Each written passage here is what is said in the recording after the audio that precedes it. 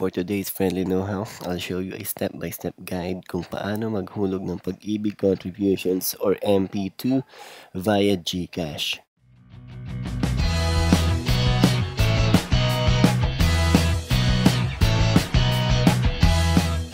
In this channel pala, I'm creating videos about helpful tips and basic how-tos. Help me promote my channel by liking and subscribing. Open lang natin yung GCash app natin. Then click on bills, click on government, hanapin lang natin si Pag-ibig. Yes, search na lang natin para mas madali. Meron tayong 3 options na lalabas.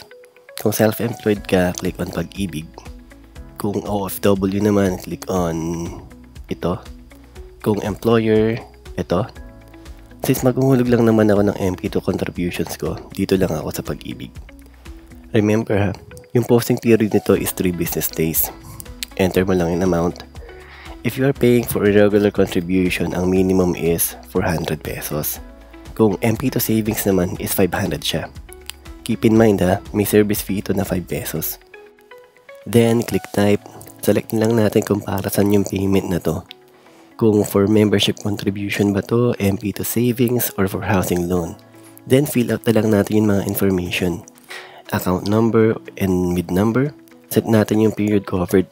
Kung for 1 month lang naman yung contribution or transaction na to, set na lang natin yung period covered from and period covered to ng same month para mag-reflect na yung contribution na to or savings for this month lang. Pwede mo rin kasi to iset ng magkaibang month eh.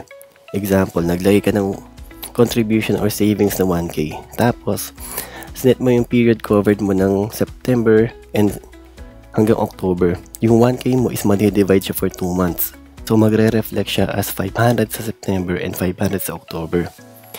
Lagay na lang din natin dito, optional lang naman, email address para ma-receive tayo ng email about sa transaction.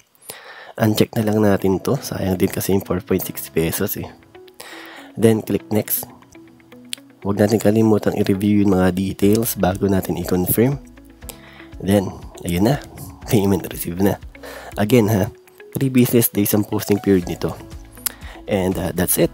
Ganun lang maghulog ng Pag-ibig contribution or MP2 savings using GCash.